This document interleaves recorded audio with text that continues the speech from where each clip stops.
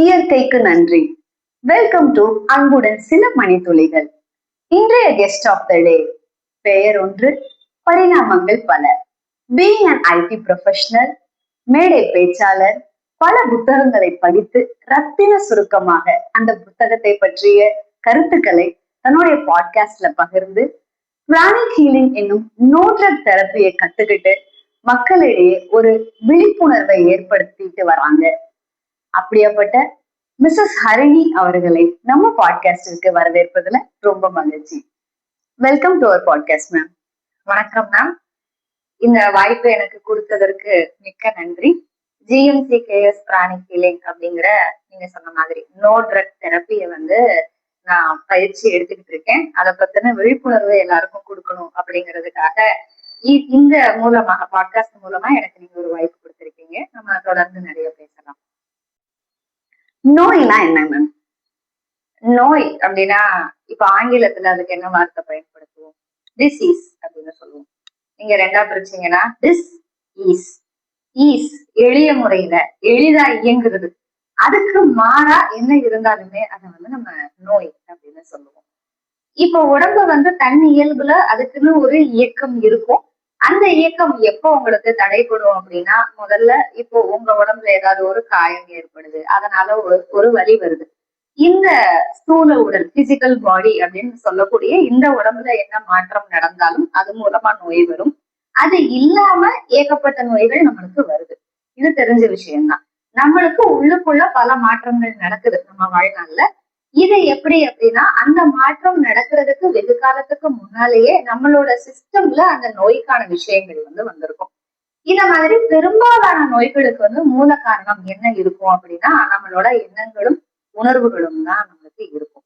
இது மூலமா நம்ம சிஸ்டமுக்கு அலைன் ஆகாத, இதோட இயல்புல இல்லாத என்னெல்லாம் விஷயம் நம்ம சிஸ்டம்குள்ள இருக்கோ அது எல்லாமே நம்மளுக்கு ஒரு நோயா உருவெடுக்கும். ஓகே, அப்ப நீங்க சொல்றதுல நான் இப்படி புரிஞ்சுக்கலாமா? பிசிக்கல் டிசீஸ் அல்லது பிசிக்கல் தொந்தரவுக்கும் மனசுல ஏற்படுற சிக்கலுக்கும் உள்ள கனெக்டிவிட்டி? கண்டிப்பா. இப்ப பிசிக்கல் தொந்தரவு அப்படிங்கறது நம்ம கண்ணால, வெறும் கண்ணால நம்ம பார்க்கக்கூடியது. இப்ப ஒரு கீழே விழுகிறாங்க அல்லது ஒரு தீப்படுது, அது மூலமா உங்களுக்கு இந்த உடம்புல ஏதாவது மாற்றங்கள் நடக்குது அப்படின்னா அது நம்ம பிசிக்கல் டிசீஸ் அப்படின்னு நம்ம எடுத்துக்கலாம். அதே இது இப்போ நம்ம டயபெட்டிஸ் எடுத்துக்கோங்க, high blood pressure, hyper tension எடுத்துக்கோங்க. இதெல்லாம் நம்மளுக்கு நாளடைவுல கொஞ்சம் கொஞ்சமா அதிகமாகி நம்ம சிஸ்டம் உள்ள வருது. அப்போ இதுக்கு ட்ரீட்மெண்ட்ஸ் அப்படின்னு நம்ம போய் எடுத்தோம் அப்படின்னா, இப்போ பிபி இருக்கிற எல்லாருக்குமே அந்த ஒரு வகையான மருந்தோ ஏதோ ஒரு ட்ரீட்மெண்ட் நம்ம கொடுக்கறப்போ எல்லாருக்கும் அது ஒரே மாதிரி சரியாகிறது கிடையாது. அப்போ இதுலயே நம்மளுக்கு டிஃபரன்ஸ் தெரியும். நம்ம என்ன ட்ரீட்மெண்ட் கொடுத்தாலுமே ஒவ்வொருத்தருக்கும் இருக்கிற மூல காரணங்கள் வேற வேற இருக்கும். அந்த எண்ணங்கள், உணர்வுகள் அவங்கவுங்க எப்படி வச்சிருக்காங்க அப்படிங்கறத பொறுத்து இருக்கும். எண்ணம் போல் வாழ்க்கை மாதிரி எண்ணம், அதேதான், எண்ணம் போல் வாழ்க்கை தான். நம்ம எண்ணங்கள், உணர்வுகள் வச்சிருக்கோம். அப்போ அதை பத்தி நம்மளுக்கு தெரியணும்னா முதல்ல எண்ணம்னா என்னன்னு தெரியணும், உணர்வுனா என்னன்னு தெரியணும். எந்த மாதிரி எண்ணங்கள், உணர்வுகள் நம்ம வச்சிருக்கோம் அப்படிங்கிற விழிப்புணர்வு வேணும்.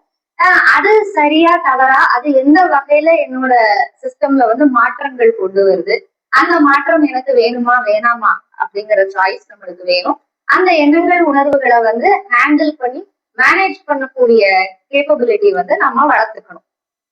இதுதான் நோயை அதோட மூல காரணத்துல போய் நம்ம சரி பண்றதுக்கான வழிகள். ஹீலிங்கோட பிரின்சிபல் ஆஃப் ஒர்க்கிங் சொல்லுங்க மேம். ஓகே, ஹீலிங் அப்படிங்கிறது எங்களோட குரு பேரு கிராண்ட் மாஸ்டர் சோவா காக்ஸுயி. இவர் பிலிப்பைன்ஸ்ல பிறந்தவர்.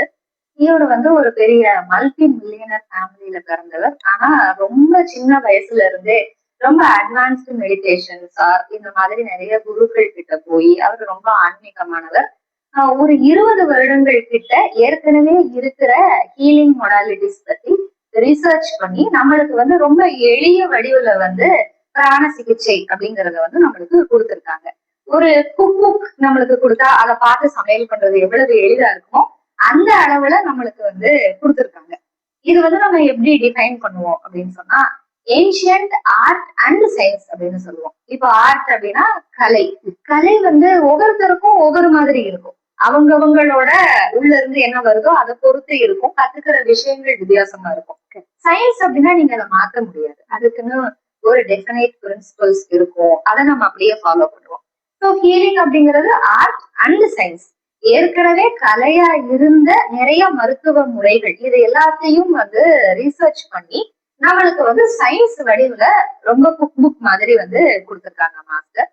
நம்ம ஜிஎம்சிகேஎஸ் பிராணிக் ஹீலிங், அதாவது மாடர்ன் பிராணிக் ஹீலிங் அப்படின்னு சொல்லுவோம். இந்த மாடர்ன் பிராணிக் ஹீலிங் வந்து 2 கொள்கைகளை வந்து அடிப்படையா வச்சது. ஒண்ணு வந்து லா ஆஃப் செல்ஃப் ரெக்கவரி, இன்னொன்னு வந்து law of life energy. So இப்போ ஒரு ஃபீவர் வருது, நீங்க மெடிசனே நீங்க போடல அப்படின்னு சொன்னா அந்த ஃபீவர் வந்து உங்களுக்கு அப்படியே இருக்குமா? வாய்ப்பு இல்ல. ஒரு 2-3 நாள்ல உங்க உடம்பு அதுவே சரி பார்க்கும். இப்போ ஒரு கீழே விழுகுறீங்க, அந்த பொண்ணு நீங்க எதுவுமே பண்ணாம நீங்க விட்டா கூட வந்து நம்ம உடம்புக்கு அப்படி ஒரு சக்தி இருக்கு. தானே வந்து தன்னைத்தானே குணப்படுத்திக்கிற ஒரு ஆற்றல் நம்மளோட உடம்புக்கு இயற்கையிலேயே இருக்கு. அதை பேஸ் பண்ணது பிராணிக் ஹீலிங். நம்ம என்ன பண்ணுவோம் அப்படின்னா அந்த தன்னைத்தானே குணப்படுத்திக்கிற ஆற்றலை வந்து அதிகப்படுத்தி விடுவோம். ஏன்னா அந்த ஆற்றல் ஒவ்வொருத்தருக்கும் விதவிதமா இருக்கும். ஒரே கிருமினால வந்த காய்ச்சல் ஒருத்தவங்களுக்கு ஒரு 3 நாள்ல விடுதுன்னா சில பேருக்கு மருந்து மாத்திரையை எடுத்துக்கிட்டாதான் விடும். ஸோ ஒவ்வொருத்தரோட உடம்புலயும் அந்த ஆற்றல் வந்து வேற வேற அளவுல இருக்கும். அந்த ஆற்றலை வந்து அதிகப்படுத்தி விடுறதுக்கு நம்ம பிராணிக் ஹீலிங் வந்து ரொம்ப ஹெல்ப் பண்ணும். அதை பேஸ் பண்ணிதான் இருக்கு. அதுக்கடுத்து லைஃப் எனர்ஜி. லைஃப் எனர்ஜினா நம்ம பிராணம். நம்ம சமஸ்கிருதத்துல வந்து பிராணான்னு சொல்லுவோம், தமிழ்ல உயிர் சக்தி அப்படின்னு சொல்லுவோம். உயிர் சக்தி அப்படிங்கறது நம்மளை சுத்தி இங்க எல்லா இடத்துலயுமே நிறைஞ்சிருக்கு. நம்மளுக்கு உள்ள வெளியில எல்லாத்துலயும் அந்த உயிர் சக்தியை வந்து நம்ம எப்படி பயன்படுத்தி நம்மளோட உடம்புல இருக்கிற நோய்களை சரி பண்ணிக்கலாம், நம்மளோட உடம்புல இருக்கிற பிராண சக்தியை வந்து எப்படி அதிகரிச்சுக்கலாம். ஸோ இந்த 2 பிரின்சிபல் பேஸ் பண்ணிதான் நம்மளுக்கு வந்து பிராணிக் ஹீலிங்கோட சிகிச்சை முறை வடிவமைக்கப்பட்டிருக்கு. இவ்வளவு நேரம் நம்ம வந்து ஆற்றலை பத்தி பேசிட்டு இருந்தீங்க. சோ இப்ப எனக்கு அந்த எனர்ஜிங்கிற டேர்ம் பத்தி தெரிஞ்சுக்கணும்னு ஆசை. சோ இந்த எனர்ஜியை எங்க இருந்து எடுக்கிறோம், எப்படி நமக்கு கிடைக்குது, அது ஹீலிங்க்கு எப்படி உதவுது? ஓகே. இப்ப உயிர் சக்தி அப்படின்னா நம்ம ஏற்கனவே சொன்ன மாதிரி நம்மளுக்கு உள்ளேயும் இருக்கு, வெளியிலேயும் இருக்கு. நம்ம பிராண சிகிச்சையில பிரைமரி சோர்சஸ் ஆஃப் எனர்ஜி அப்படின்னு நம்ம எதை சொல்லுவோம் அப்படின்னா முதல்ல சூரியன். சூரியன் கிட்ட இருந்து உங்களுக்கு ஏகப்பட்ட பிராண சக்தி வந்து பூமிக்கு வந்து கிடைச்சுக்கிட்டே இருக்கும். நம்ம வந்து அதனாலதான் முதல் கடவுளா வந்து சூரியனை வணங்குவோம். சூரியன் கிட்ட இருந்து நம்மளுக்கு பிராணசக்தி கிடைக்கும், பூமியில இருந்து நம்மளுக்கு வந்து பிராணசக்தி கிடைக்கும். அதே மாதிரி காத்துல இருந்து நம்மளுக்கு பிராணசக்தி கிடைக்கும். அதே மாதிரி இதோட செகண்டரி சோர்சஸ் அப்படின்னா அந்த இப்ப பூமியில இருந்து கிடைக்கிறத நம்ம நிலப்பிராணன் அப்படின்னு சொல்லுவோம்.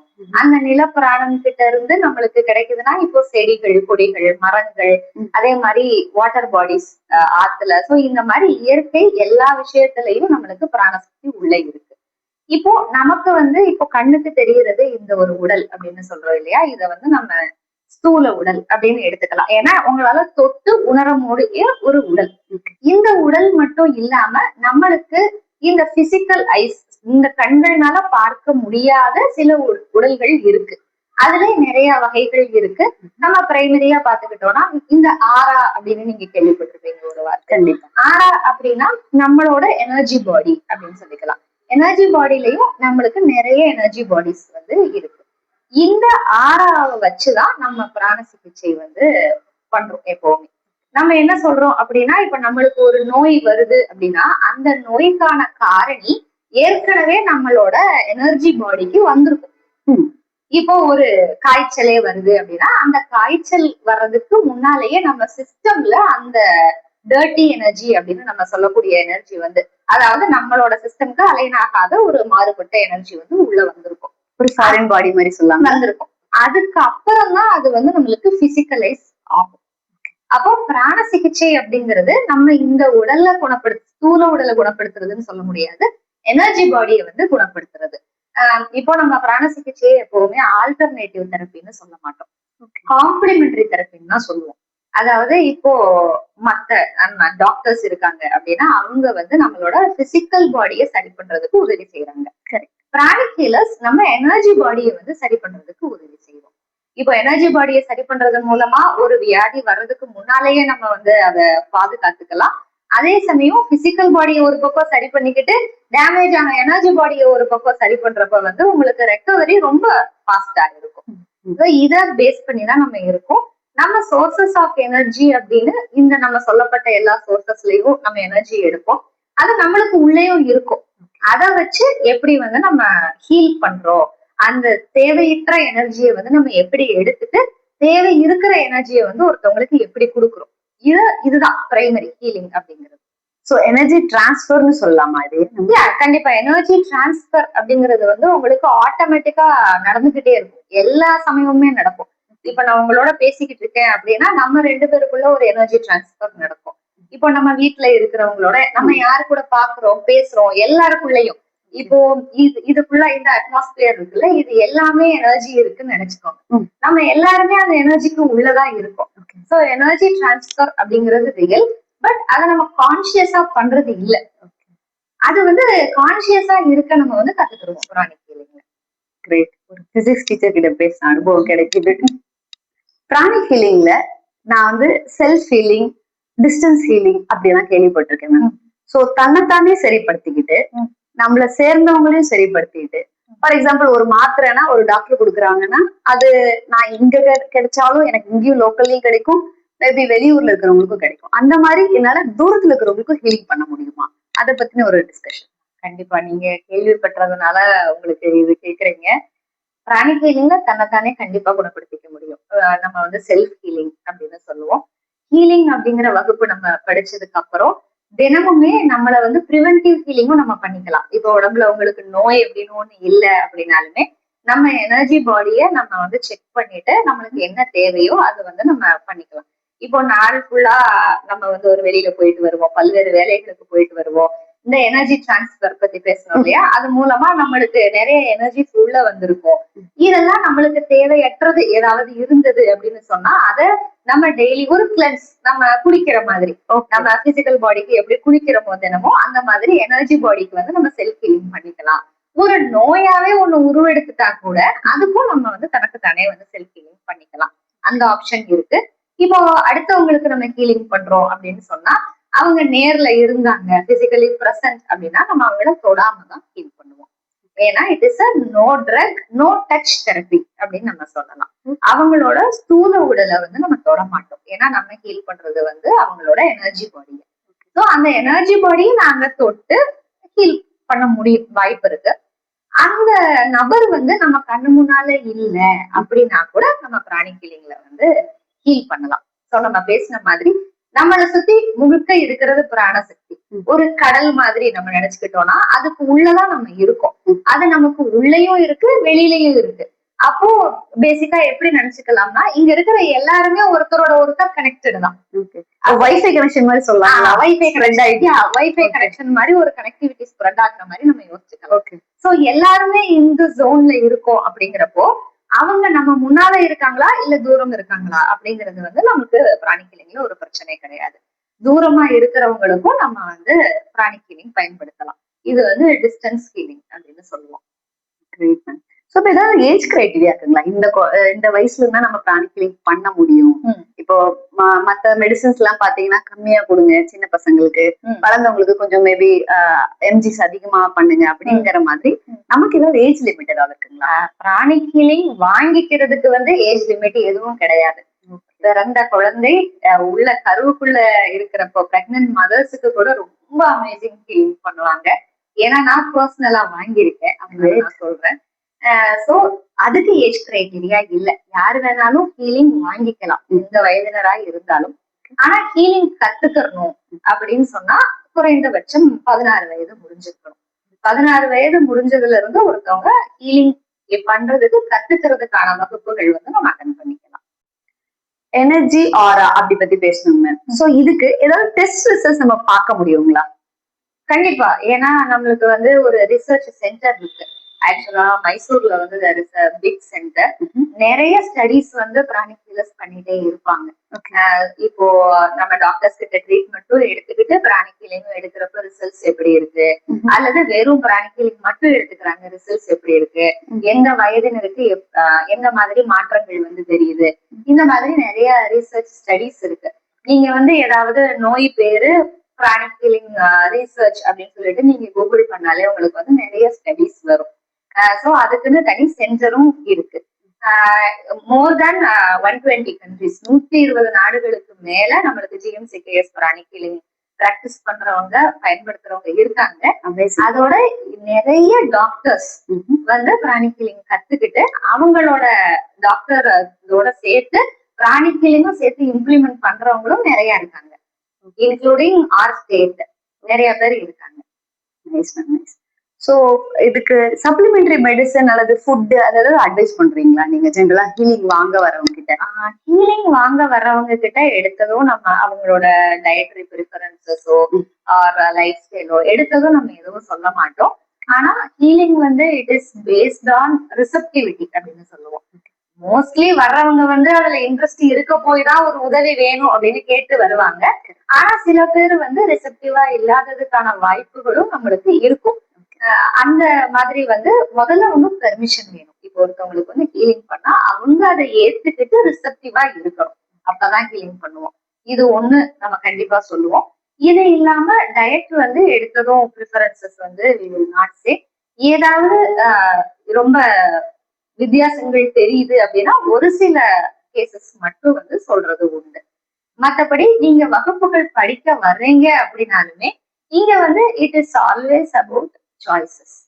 இதுனா இப்படி அப்படின்னு சொல்லுவாங்களே தவிர பிராணிக் ஹீலிங்ல எனக்கு ரொம்ப பிடிச்ச விஷயம் என்ன அப்படின்னா ஃபர்ஸ்ட் கிளாஸ்ல வந்து உங்களுக்கு ஒரு டிஸ்க்ளைமர் கொடுப்பாங்க.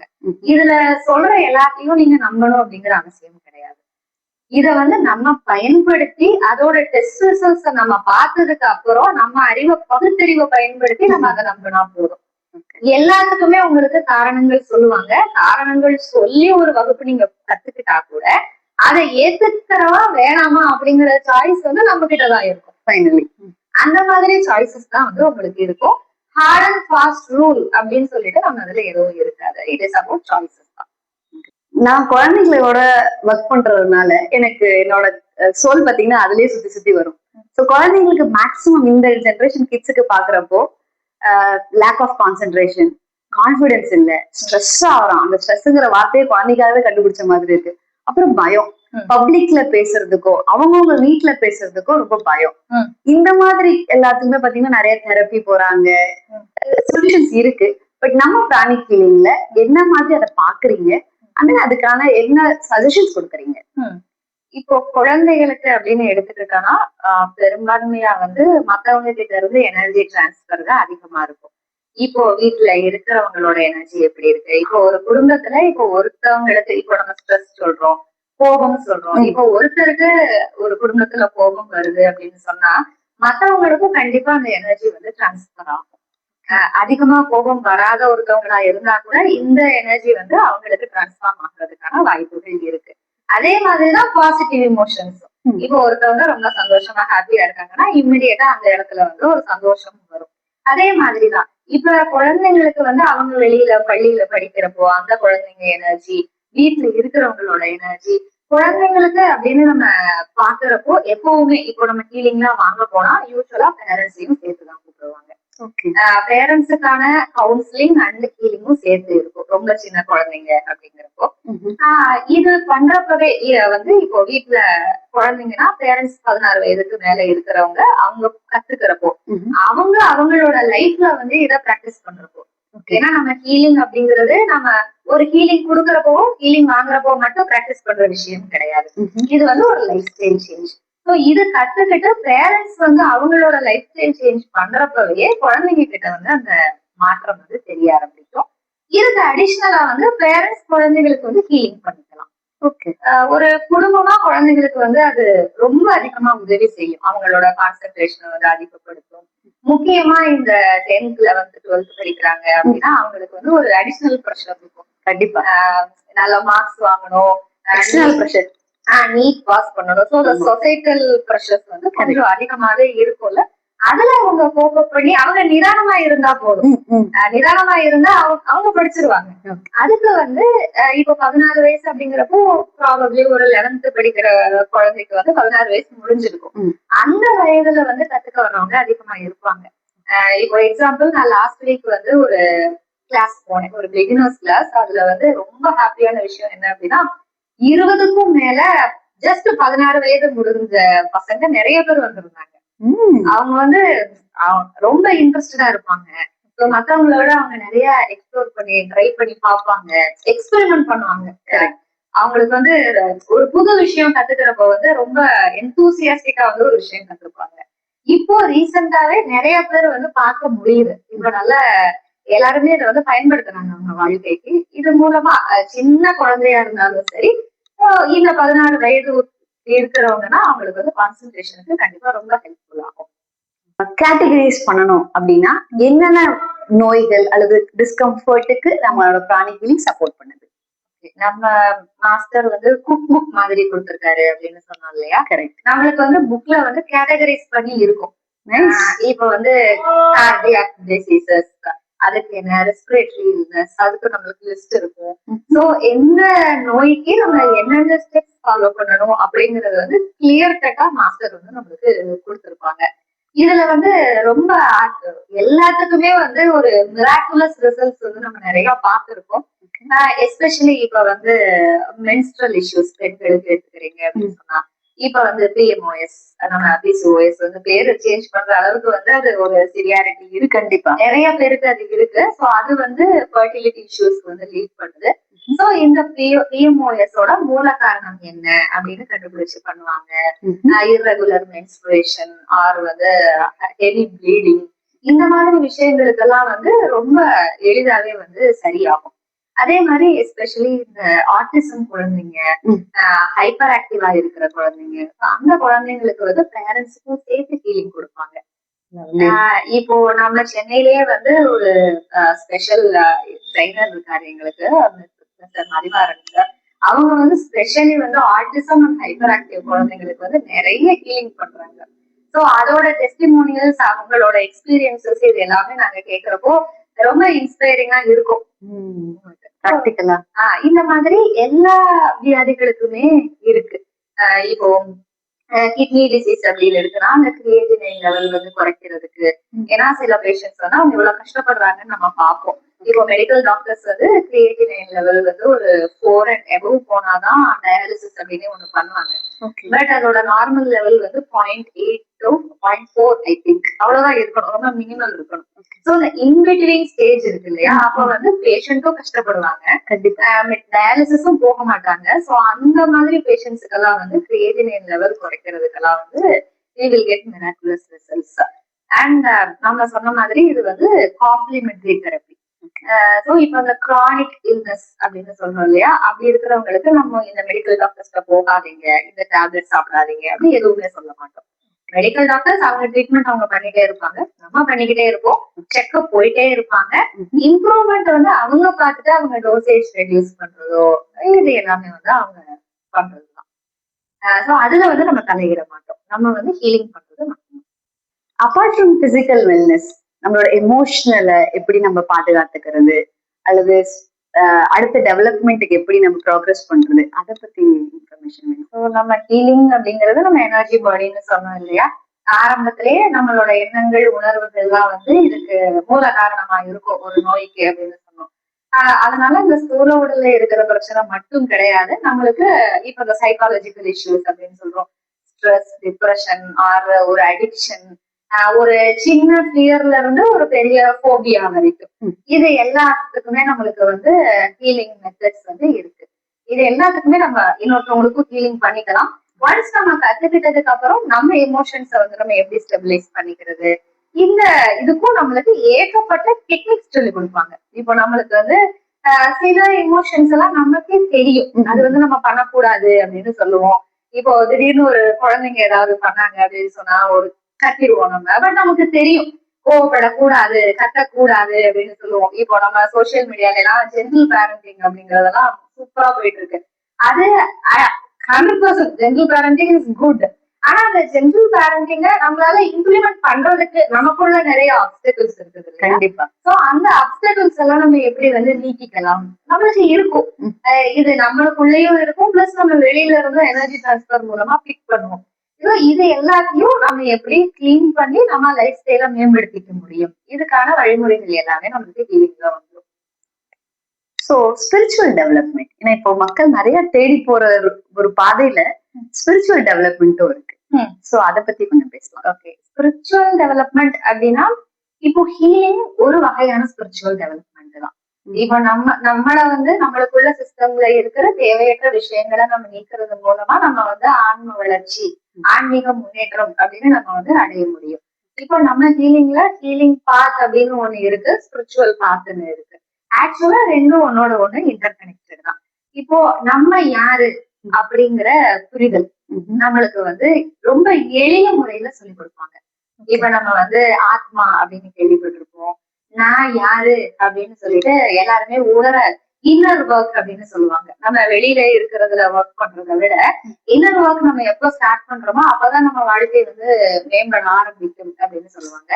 அதுக்காக ஒரு ஆன்மீக வகுப்புகள் இருக்கிற பாதையும் இருக்கு.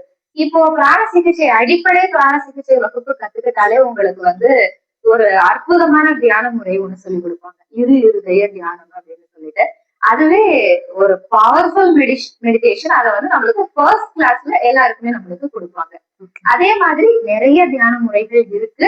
ஆன்மீக வளர்ச்சி, இப்ப நம்ம யோகா அப்படின்னு சொல்லுவோம். யோகா அப்படின்னா ஒருங்கிணைதல், யூனியன் அப்படின்னு நம்ம சொல்லுவோம்.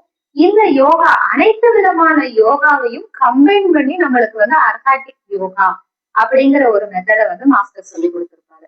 அதனால இங்க ஹீலிங் மட்டும் கிடையாது, நம்மளோட ஆன்மீக முன்னேற்றத்துக்கான பாதையுமே இதுல இருக்கு. சோ எல்லாமே ஸ்டேஜ் பை ஸ்டேஜ் தான். ஆமா. கிளாஸஸ பத்தி நம்ம டிஸ்கஸ் பண்ணலாம். சோ என்ன டைப் ஆஃப் கோர்சஸ் அவைலபிளா இருக்கு, அது எங்கெங்கெல்லாம் அவைலபிளா இருக்கு நம்ம சென்னை ஜோன்ல, சோ தட் நம்மளோட வியூவர்ஸ்க்கு அது ஹெல்ப்ஃபுல்லா இருக்கும்.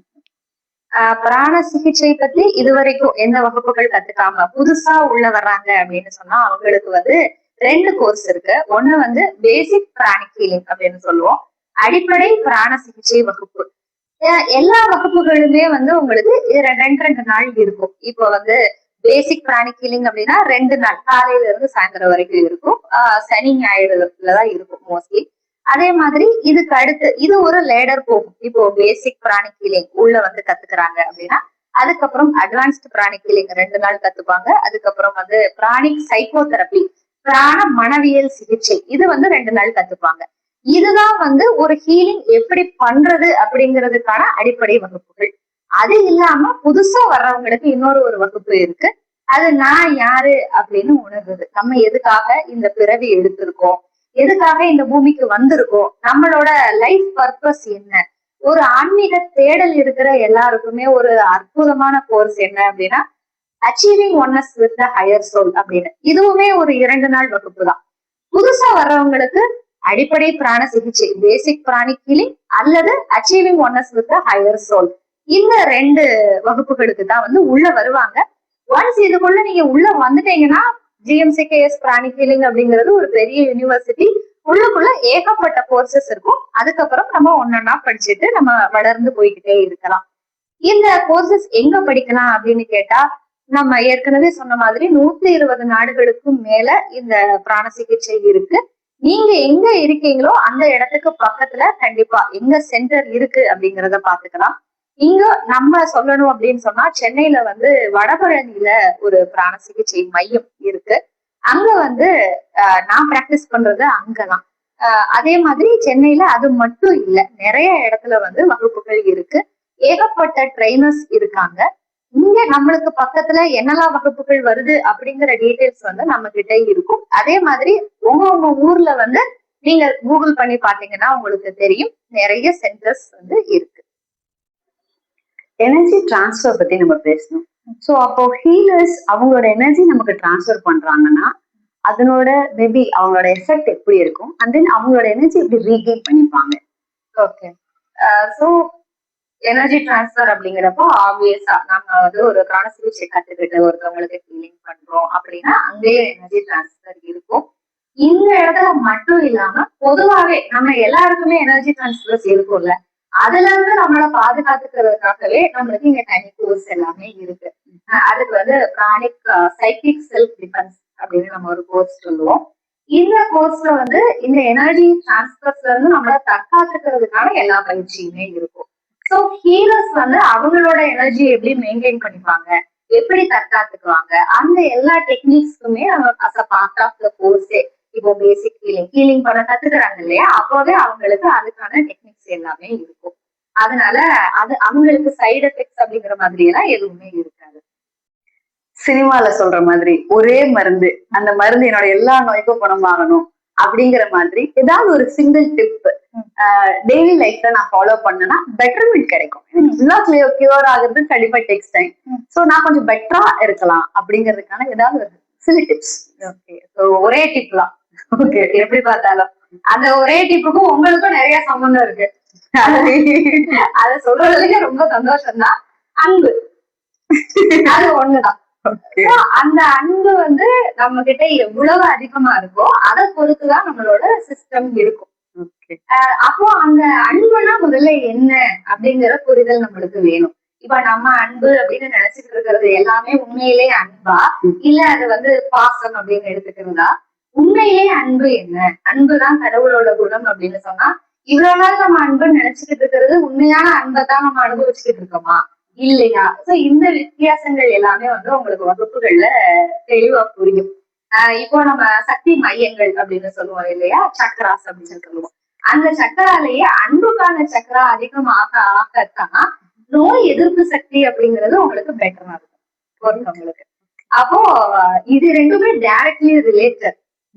அதனால நம்மள அனலைஸ் பண்ணிக்கிறதுக்கு நம்ம கிட்ட இருக்கிற அன்பு அது எப்படி இருக்கு, அதை எப்படி என்ஹான்ஸ் பண்ணிக்கலாம், இந்த எனர்ஜி டிரான்ஸ்பர்னாலேயோ சில நம்மளுக்குள்ள இருக்கிற ஏகப்பட்ட தேவையற்ற விஷயங்கள்னாலேயோ நம்மளால அன்பு காமிக்க முடியாம இருக்கிறத வந்து நம்ம எப்படி சரி பண்ணிக்கலாம், எப்படி வந்து அந்த விழிப்புணர்வோட வந்து நம்ம இருக்கலாம், இது எல்லாமே நம்மளுக்கு வந்து வகுப்புகள்லயே வரும். நம்ம தொடர்ச்சியா பிராக்டிஸ் பண்ண அஸ் அ பர்சன் நம்மளுக்குள்ள வந்து ஒரு மிகப்பெரிய மாற்றம் வந்து நம்மளுக்கு கண்டிப்பா தெரியும். அதுதான் முதன்மையானது. நம்ம ஆன்மீக வளர்ச்சி அப்படின்னு நம்ம எடுத்துக்கிட்டாலே முதல்ல நம்ம எப்படி மாறுறோம் அதான் முக்கியம். ஏன்னா நமக்குள்ள என்ன இருக்கோ அதைத்தான் நம்ம அடுத்தவங்களுக்கு வந்து கொடுக்க முடியும். நமக்குள்ள இல்லாததை நம்ம எவ்வளவு ட்ரை பண்ணாலும் அடுத்தவங்களுக்கு வந்து கொடுக்க முடியாது. ஸோ நம்ம சிஸ்டம் சரி பண்ணிப்போம். ஒரே ஒரு டிப்பு தான், ஒரே மருந்து தான், அது வந்து அன்புதான். அன்புதான் எல்லாமே. நான் இப்ப புரிச்சுக்கிட்டதுல இருந்து ஒரு சின்ன ஒரு டவுட் மேம் எனக்கு. இப்போ எப்படி நம்ம பெட்டர் ஆகுதுன்னு சொல்லிட்டோம். நான் தினமும் என்ன நான் எப்படி கிளென்ஸ் பண்ணிக்கிறேன் அப்படிங்கிறதுக்கு மேபி நம்ம வீட்டுல எல்லாம் சுத்தி போடுவாங்கன்னு சொல்லுவாங்க. அதை நான் எப்படி இது கூட ரிலேட் பண்ணி பாக்குறேன். இப்ப நம்ம சுத்தி போடுறது சொல்றோம்ல, அது வந்து ஒரு ஃபார்ம் ஆஃப் ப்ரொடெக்ஷன். நம்ம சைக்கிக் செல்ஃப் டிஃபென்ஸ் அப்படின்னு ஒரு கோர்ஸ் சொன்னோம்ல, அதுதான் கிட்டத்தட்ட. அது வந்து நம்ம புரியாம பண்ணிருப்போம் அந்த காலத்துல இருந்து. இந்த ஆரத்தி எடுப்பாங்க, சுத்தி போடுவாங்க, இந்த மாதிரி விஷயங்கள் எல்லாமே ஆதி காலத்துல இருந்து நம்மளுக்கு இருந்திருக்கு. அதோட விஞ்ஞான பூர்வமா அது என்ன பண்ணுது அப்படிங்கறது தெரியாம நம்ம நிறைய ஃபாலோ பண்ணிருப்போம். இப்போ புரிஞ்சு ஃபாலோ பண்ணுவீங்க. பிராணிக் ஹீலிங்கோட ஒரு பெரிய அட்வான்டேஜ் என்ன அப்படின்னா, இதுக்குள்ள போனதுக்கு அப்புறம் நீங்க எந்த மதத்தை சேர்ந்தவங்களா இருக்கீங்களோ அதை பத்தின மரியாதை உங்களுக்கு அதிகமாகும்.